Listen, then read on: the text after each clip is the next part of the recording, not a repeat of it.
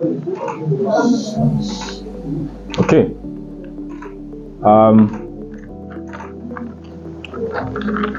It is that time that we've been waiting for.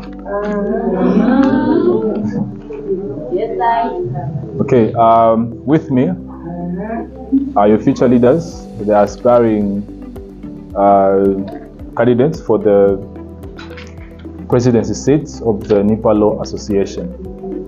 These are the people that wish to take over the legacy, or rather to continue the legacy that has been established by his current president, His Excellency the President, Council Ishmael Chibesakunda. At this particular juncture, I will give each participant 3 minutes to introduce themselves. Thereafter, we're going to allow 3 questions from the audience. 3 questions from the audience, and the follow-up questions will come from me. I hope you're prepared. Okay, so we'll start with Mr. Daniel. My name is Daniel Halwindi Njovu, and before I proceed, allow me to recognize the presence of our Prime Minister, Council Taonga Shindano, our current sitting President, Council Ishmael, the moderator, and all members of the association that are currently serving or aspiring candidates, the moderator, and last but not the least, the Nipa TV. You guys are doing a great job. All right, colleagues, standing before you is not just a man of word, but is a man of action. I am here not to bring heaven on earth, but I'm here to promise you accountable leadership. Leadership that is going to be accountable for each and every action that happens within the vicinity of the Law Association. Colleagues, my ground and my main focus is on fairness. You need to understand that law mostly deals with justice and fairness. And the fairness that I'm talking about is each and every colleague, each and every law student having the same opportunity regardless of the year of study. It has come to my attention that most of our colleagues, especially those that are beginning, do not have the equal opportunities of showcasing what they can deliver. I must say that I have so much confidence in each one of you, and I know that you can do your very best and you can represent our institution very well. It is because of that reason that I'm here. I want to ensure that each and everyone has got that opportunity to build a reasonable network. You do not want to graduate and you go and sit or rather start from scratch as if you are not a legal scholar. But I want you to have that reasonable ground where you are going to be able to build a network within ourselves, even outside our institution. Colleagues, it is not only that, but our institution and our association has got a lot of potential. That potential is not going to sprout itself if we have leaders that are going to sit down and fold their hands.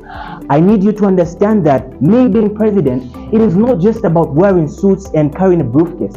It is not just about carrying that name that one is our law president, but it is about delivering. It is about hearing the views of the people. It is about carrying that name with dignity and saying, I work for these people, and it is because of that reason why I am standing before you. I do not want your votes because I just want to carry that name of being president or showcase myself that I can be able to elaborate, but I want you to vote for me because I will be able to carry that name with dignity. I will be able to carry that name with fairness of each and every individual. It is not only that, but with regards to Section 2 and Article 7, of our law association, where it regards to the duties of the president. It is the duty of the president to supervise each and every action that the colleagues that are in the law association are doing. And I can assure you that I am going to uphold unapologetically, and I am going to ensure that these leaders that you're going to appoint are held accountable, and I'm going to ensure transparency. Transparency is not only you asking me a question and answering you rightly, but it is me telling you even before you ask about it, because you deserve the very best. I believe and I know that I can be able to deliver the very best, and I know that I can uphold and with integrity the position of president of the Law Association. Thank you so much.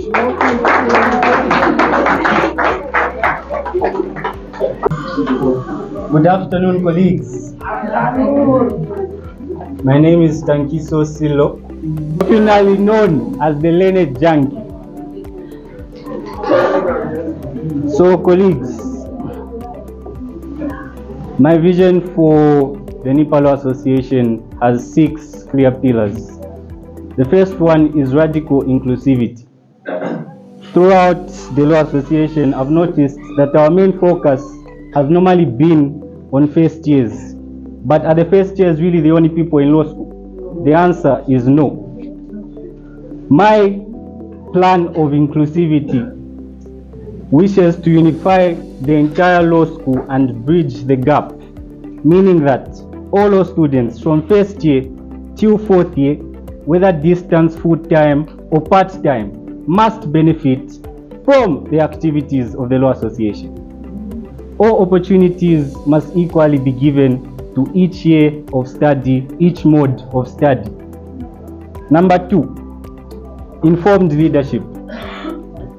During my tenure as Information and Publicity Secretary, I have made a lot of strides, but I couldn't do more because I was blocked due to the fact that I didn't have the power to do certain things.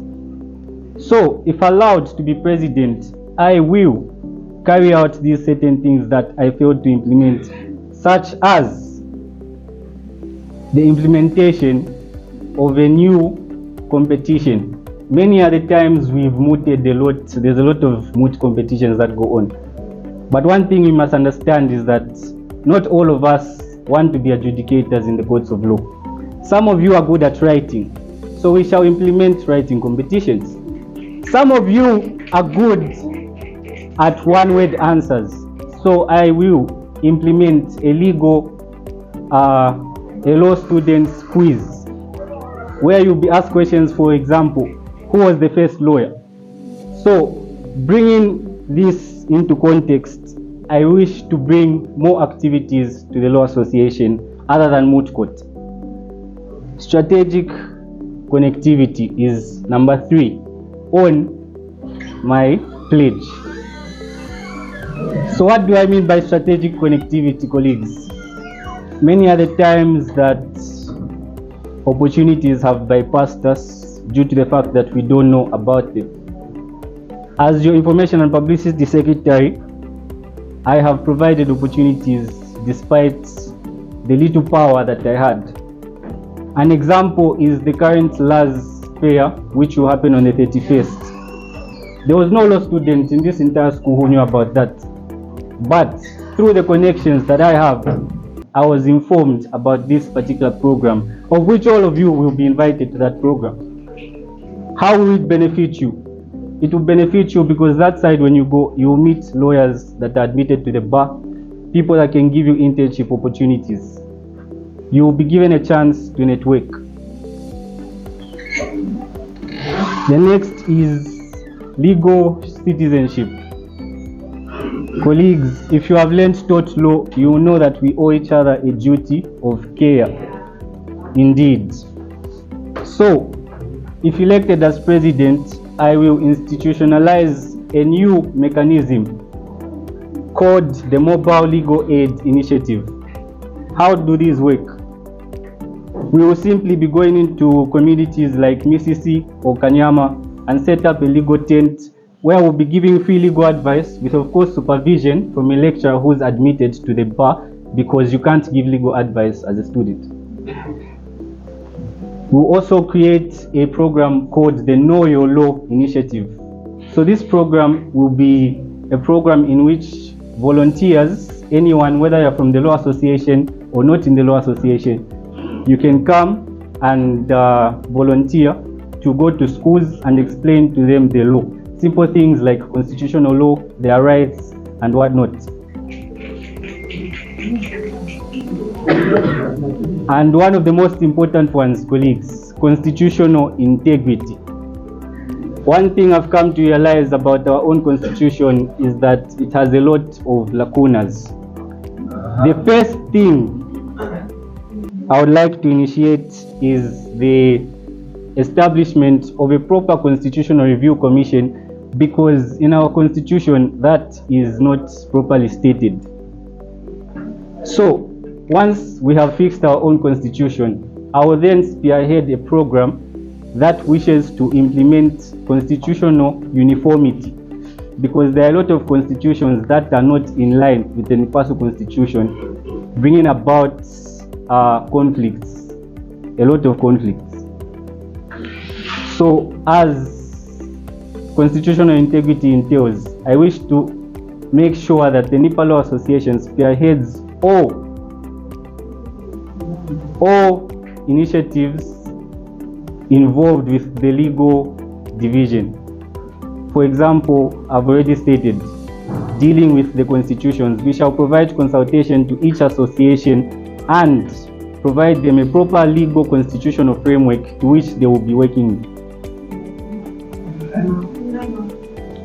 And that marks the end. Thank you, colleagues, for listening.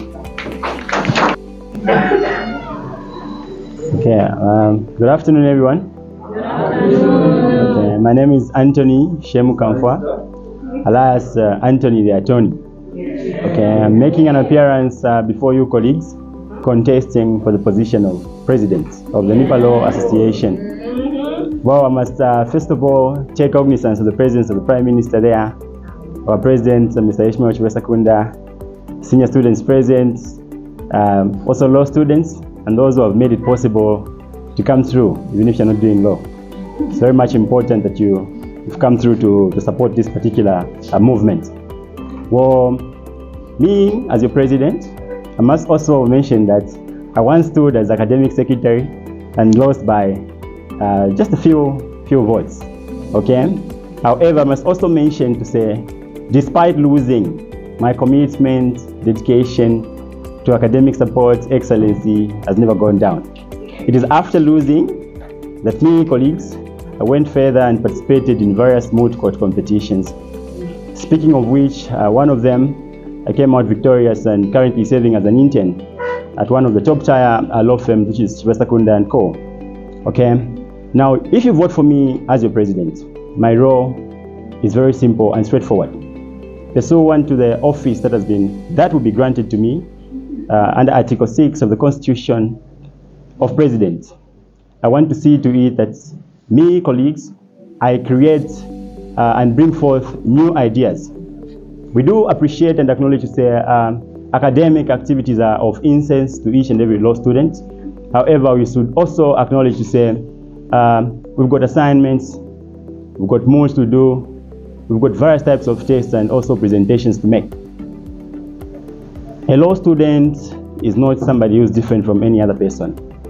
A law student is also a normal human being who needs time for refreshment, time for relaxation, and time to engage in their social life.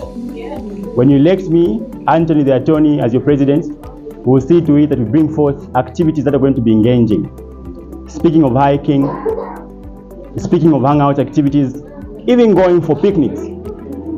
Colleagues, I must mention to you to say, speaking on the quality of leadership, we've attained various experience with regards to leadership. I must also mention to say leadership is not just about this particular faculty. Before you colleagues, I'm standing here as a law student. On the other side, I've served in the Defense Force. The Defense Force under the Special Forces Commando Unit. That signals to you to say this person standing before you is a person of caliber and full of discipline. Yes. Colleagues, I must mention to you that all these things that I've mentioned cannot come to your reality unless you take that particular step and cast your vote for the right person. It is not about neglecting what others have done. Trust me, this building cannot reach where it is if there's no foundation. Therefore, we appreciate the work of all those people who have saved in this particular association. Taking cognizance of Council Kathy there, also Council Ishmael. It is from these particular steps that we are here, and we should not neglect and also dispute everything that they have done. Yes, we do appreciate to say there are some errors that were omitted, and it is our duty, if once elected in office, to see to it that such errors are corrected and amended. Trust me, when you cast that particular vote upon us, We bring forth inclusivity, fresher or no fresher, senior or no senior. Your views, academic affairs, commitment will always be given an open and hearing voice. It is through your vote that we're going to deliver everything that we've promised. We'll not say much because actions are the ones that manifest for themselves. Therefore, when you cast your vote for us, we will not disappoint you. Thank you very much. Vote for Anthony, vote for Attorney. Candidates aspiring to stand as president of the Law Association. My first question before I go to the audience is, what is your view, what is your opinion in ensuring that other modes of study, such as distance and part-time, fully participate and are included in the executive participation of the Nipa Law Association?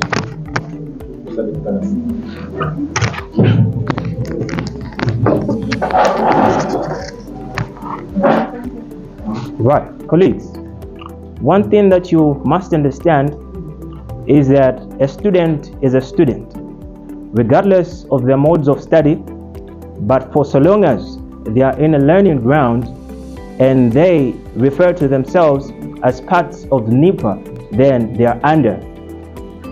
So, my take for that is that regardless of the times that these people have where they are unable to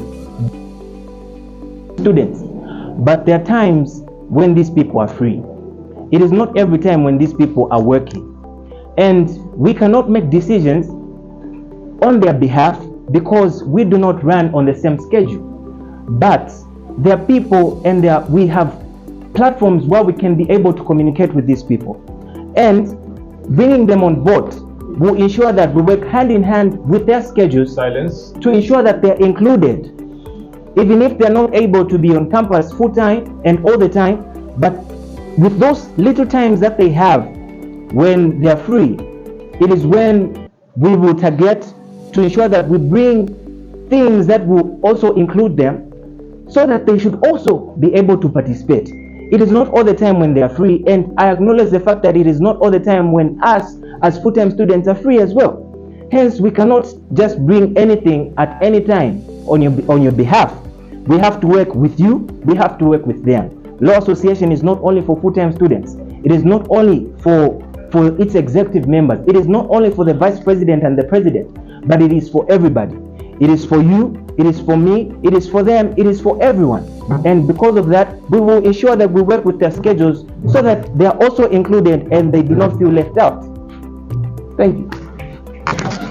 Colleagues, if for those who know me, they know that I'm not really much of a talker, but I believe actions speak louder than words.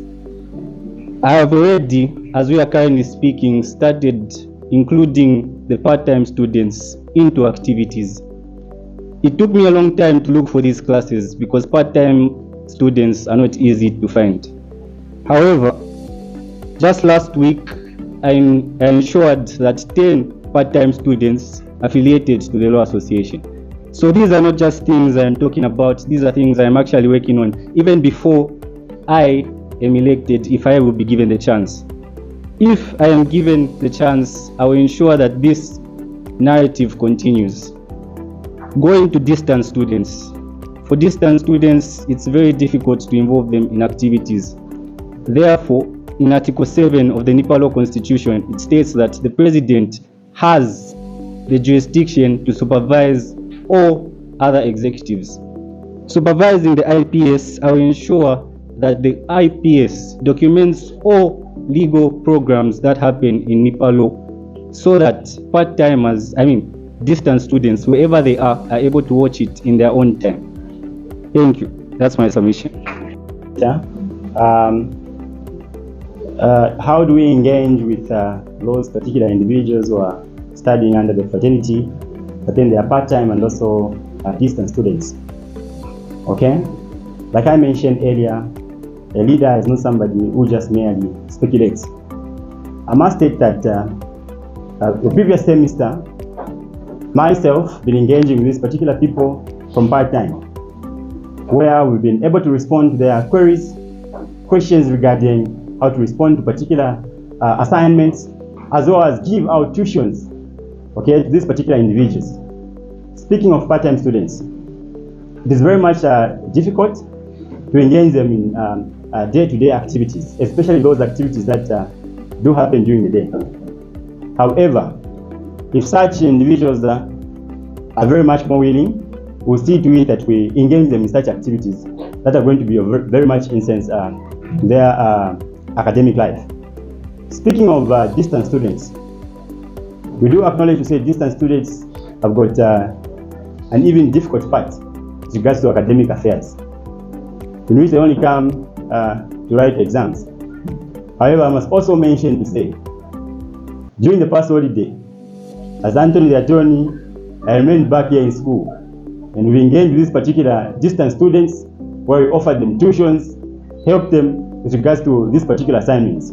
Obviously, someone is wondering to say, how is this person not going home? It's about communication and also commitment to service even before that particular office is given. I must mention to say, I myself decided not to go home for the betterment of this particular faculty, where despite everybody going back to visit their families, indeed we remained behind to see to it that we represent this particular institution. It's about commitment and service before duty is granted. Thank you very much. Second question is, before we go to the audience again, is what is your opinion, or how do you wish to ensure that law students, particularly at Nipa, participate in the involvement rather of the national law reforms? Okay. Question. How do we ensure that law students participate in these particular national law reforms? Okay. The law is applicable to everybody, whether a student or a practicing individual. So how then do we create these particular opportunities to see to it that when such meetings or gatherings are held, our students are engaged? Okay. As you may have noted from the people that were coming forth here, stating their particular manifestos regarding on their roles. Okay, as your president, we engage with people being given such authority to disseminate such information, to see to it that when such gatherings are going to be held, law students are informed and to be given an opportunity to attend. You can say that students are not often perhaps included, but sometimes not that they don't want to participate, but it's because such information is kept within the integrity of certain individuals and they don't share that particular information. However, with regards to including them, in response to your question, it is about them having sufficient information on when and how best they can participate in these particular forums. Our authority is limited just here within the association. However, we create and we have connections with people holding such offices. The implication is that when we've got such connections, we're going to be up to date, and hence our students are also going to be included in that regard. Thank you. So the question was, how do you wish to ensure law students participate in national law reform? So, as my colleague has already said, there are programs that are dedicated to these particular initiatives. One such program that has already passed was the one hosted by the Chapter 1 Foundation through the Legal Scholars Guild, which I am a part of, I should mention. That program, as the IPS, as merely an information and publicity secretary, I had posted that program and it was free for all law students. At that particular program, there was even transport refund. So colleagues, again I say, talking is very easy, but to implement these things, you need someone who is able to implement these things. So through that, I believe that I already have the capacity to ensure that all our students are able to participate in these legal reforms. Another one was the ZLDC, which I had also publicized in the group, by the way, the Zambia Law Development Commission. It was a workshop as well, and it was also dealing with law reform. And yes, so colleagues, what I'm simply trying to say is, without being president, I am already working towards these things, and as president I will ensure that these things are more concrete and available for you, the law students of Nipa. Colleagues,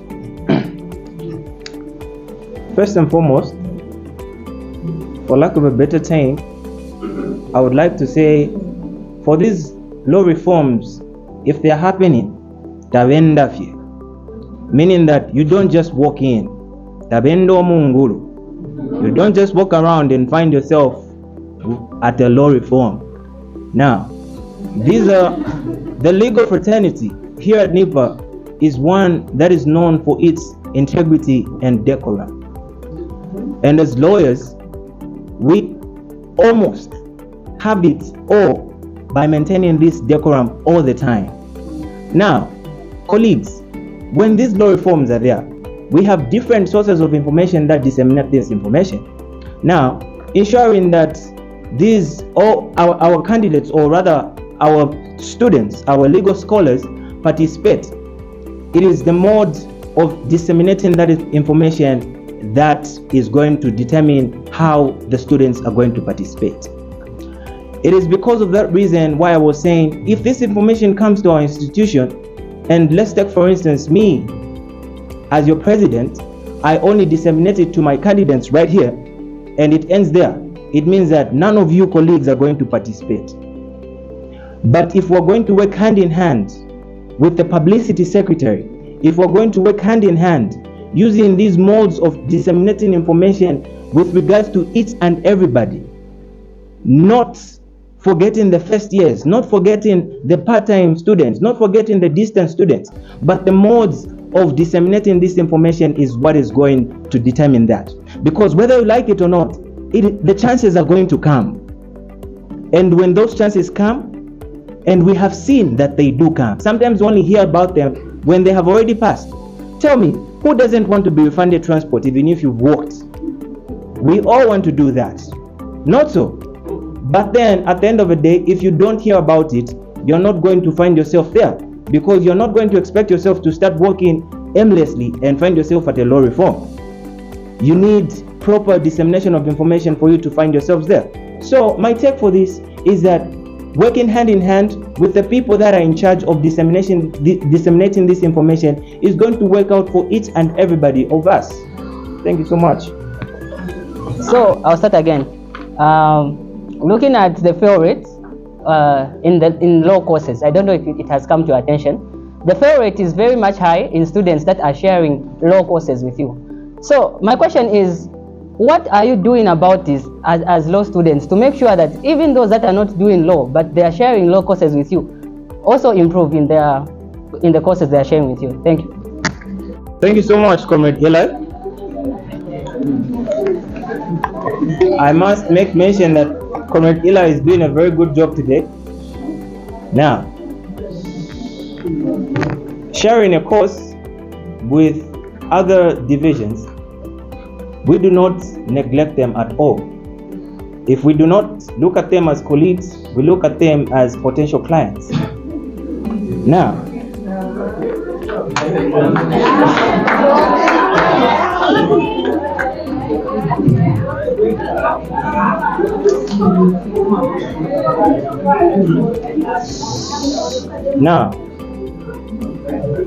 them being our potential clients, it does not mean that we leave them behind.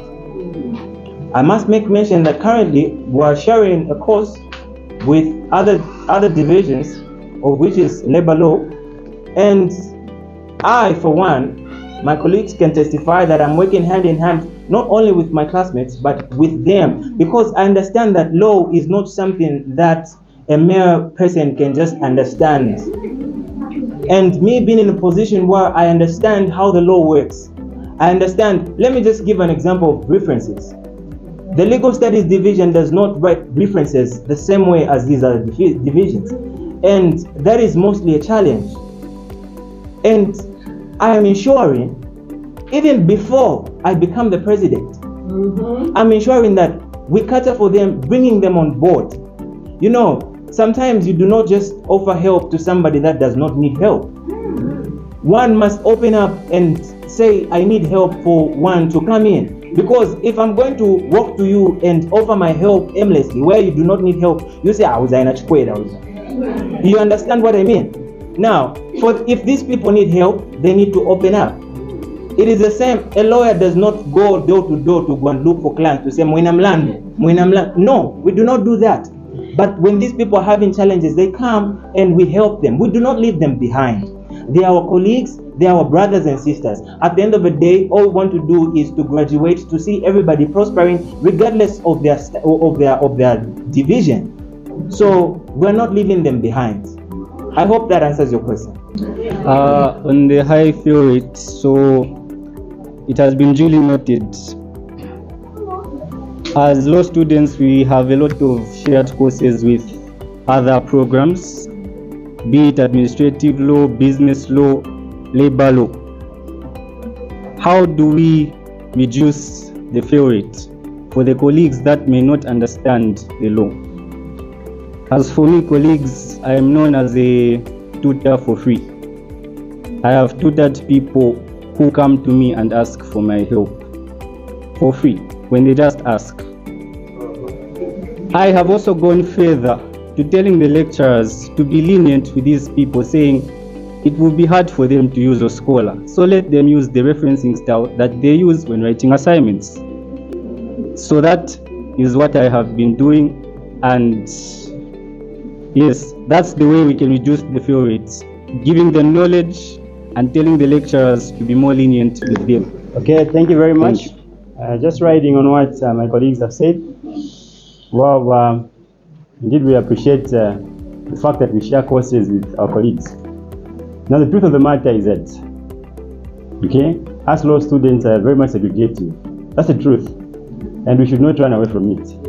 Most of the times that we've engaged with these particular people in different forums, okay, and if you see the chats that go on in these particular groups, see that these people are arguing, trying to make others who are not participating look as if they know nothing.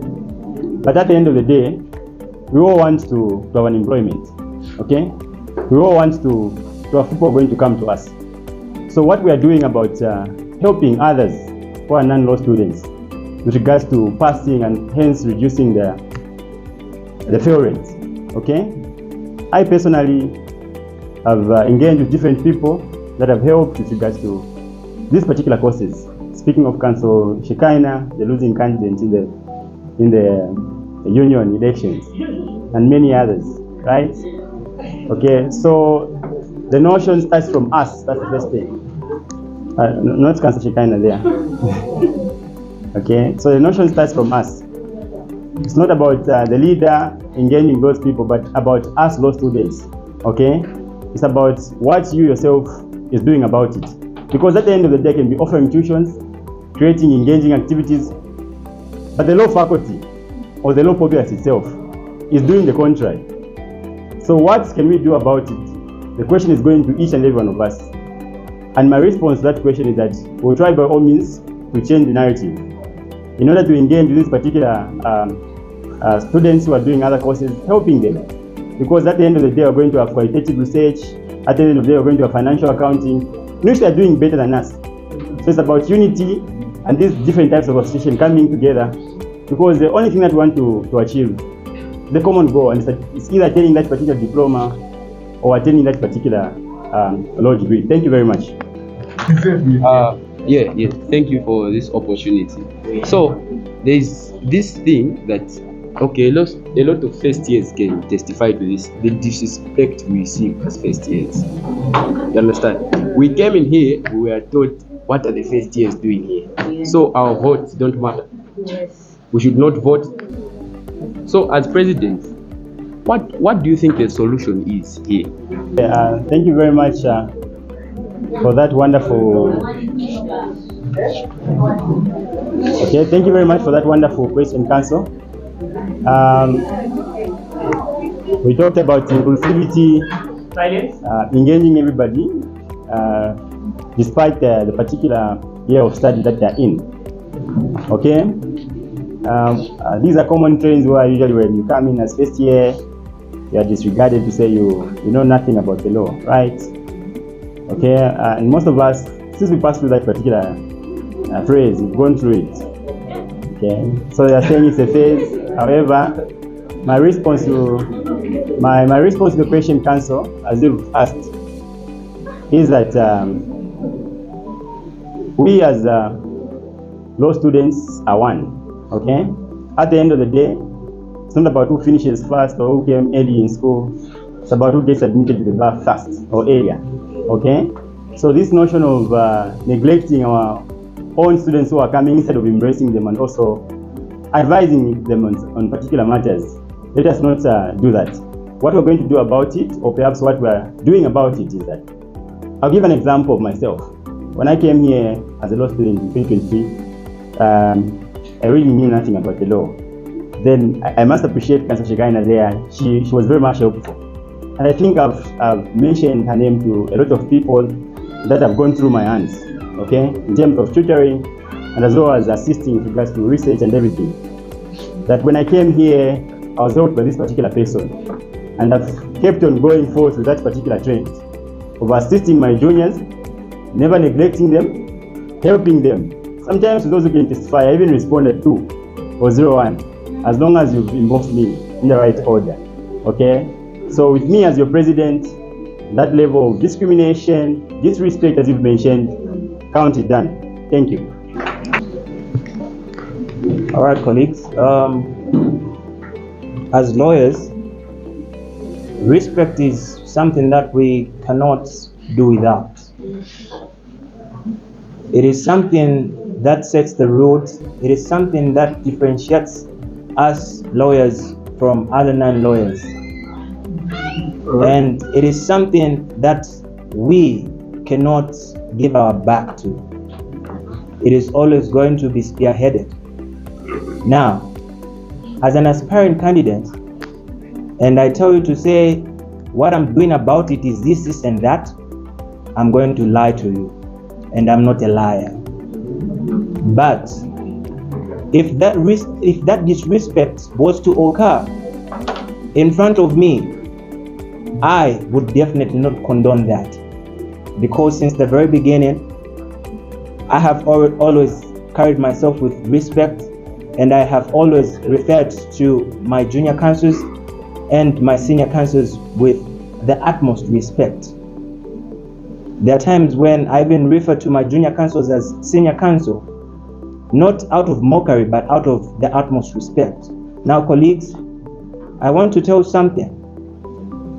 Something that I haven't mentioned is that I'm a theologian by profession. And the best of theology is always on respect. It is because of that reason why I acknowledge the fact that everybody must be respected.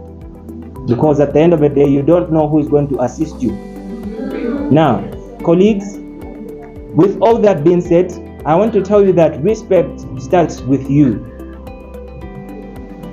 Respect starts with you. There is a certain way how people carry themselves, and that is going to determine the amount of respect that you're going to get from somebody.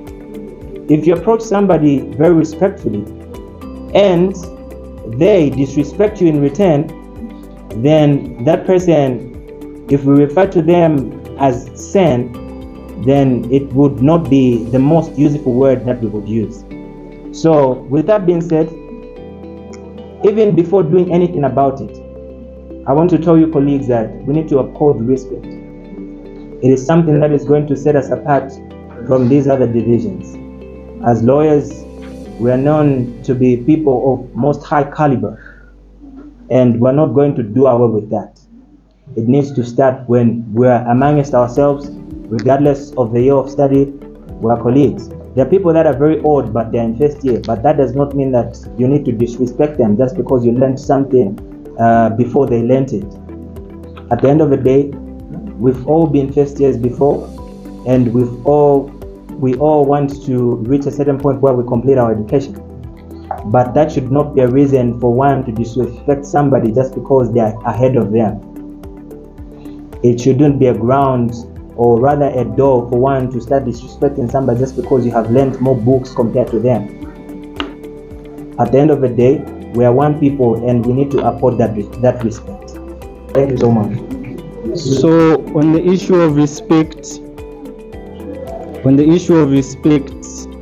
as council, I've already spoken about this. We owe duty of care to one another, and decorum is one of the most important things we are supposed to uphold as council. So I apologize that you took so much disrespect. I also received disrespect as a fresher when I knew that abalasuti ya wedding. So that was by my senior councils. So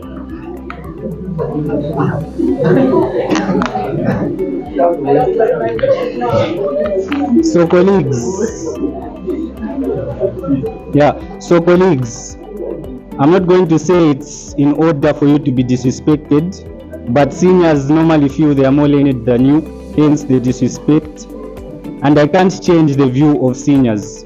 But personally, I've always advocated that we are the same. No matter what year we are in, no matter what mode of study, we are the same. And I'll continue advocating for that. And also as well, it starts from you. So the disrespect you received, never give it to anyone else, your juniors I mean. Yes, it starts from you. Good afternoon, colleagues. Good afternoon. Okay, my name is Benjamin Shimwense, and it's just my question is just for clarity. I've heard you colleagues say you render help, this and that. I just want you to clarify to the audience the kind of help you render, because in most cases, what I know is that what you colleagues do is render services. So I just want you to give clarity on that. So I'm not going to speak on behalf of my other colleagues, but I'm going to speak on behalf of my name. Help is not necessarily me coming to you and telling you that I'm offering tuitions and you only need to pay 100 kwacha and I'm going to help you. I can say this with a lot of dignity upon my name, that since the time I enrolled here, and everybody that have been under me, or rather everybody that has sought help from me, I have never, not even a single day, have I ever asked anybody to pay anything. I have always offered my services for free. Free, in case you misunderstand, that means without paying anything. And that is the same help that I prefer to bring on the table. I understand, colleagues that are students, we pass through a lot of things, and there's always these speculations out there where other individuals feel as if maybe the freshers have got more money, or rather those people that need help have got money. But as a student and as an aspiring leader, I understand that we pass through different challenges, and it is not every time. That is the reason why a lot of people do not even consider asking for help. It is because when they ask for help, we ask for something in return. That shouldn't be the case. The help that I will bring on the table will be free. It will continue being free as it has always been, because my aim is not to make me rich, but my aim is to see everybody succeed, is to see everybody do good. You're not here to come and make other students rich. You're not here to come and give money to other people. I personally have got challenges as well, academic challenges, and I can testify to say every time I have sought help from any senior, I have never been made to pay anything. So why would I make somebody else pay if I receive that information for free? We already do enough by paying our institution, and I would be very unfair to you if I'm going to offer my services and make you pay. Councillor Shindano here can testify to say he has always offered his services for free. Councillor Shekaina can testify that she has always offered the services for free, and we're going to continue with that. We're not going to make anybody pay for anything because this is something that is going to build each and everybody here. I think it is because of that motive why people will even be free to ask for help. Sometimes it's not that people do not want to seek help, even those that are in other divisions. It's not that they don't want to seek for help. They do want to seek for help, but they do not have the capacity and means to pay somebody just for help. Help should not be in return for service. Help should not be in return for money, but it should be given on a free will basis. Thank you so much. Colleagues, in my earlier preamble, I stated that I was a tutor for free. However, even in the Bible it states that ask and you shall be given. I am not a mind reader to know all the problems that you may have. Rather, if you consult me, I will be able to know the problems that you have.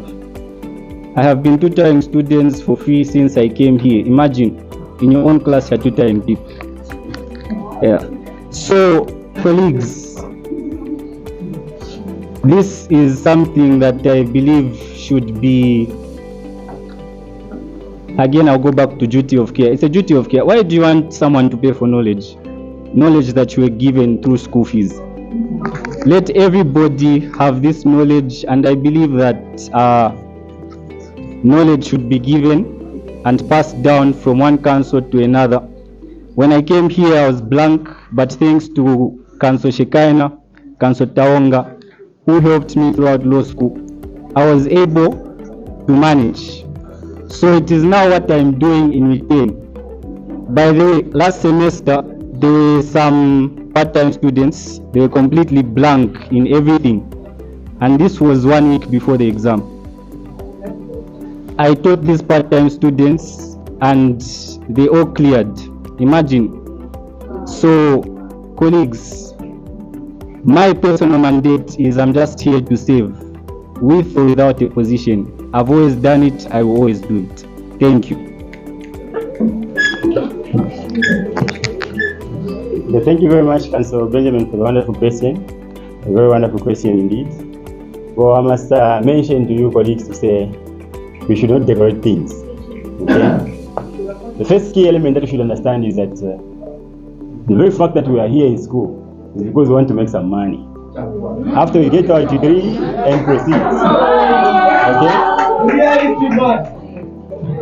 Truth be told, I'm a tutor, and people have passed through my hands. None of them has failed. I asked them to pay a reasonable price because I also have my own challenges. At the end of the day, I'm not sleeping. I'm tutoring from 24 to 05. I need to buy my new Lexus, which is finished. Where do you think I'm going to get the money from? The other element that you should understand is the way you're asking questions. You've asked me, Council, how can I go about this particular question? I guide you. How can I ask for money? Now you've come, we've been attending the same classes, perhaps you haven't understood any particular thing. You're overwhelmed. Council, help me with writing this particular assignment. I'm going to assist you with so much. I think it would be so dumb of me, myself, not to accept that particular offer.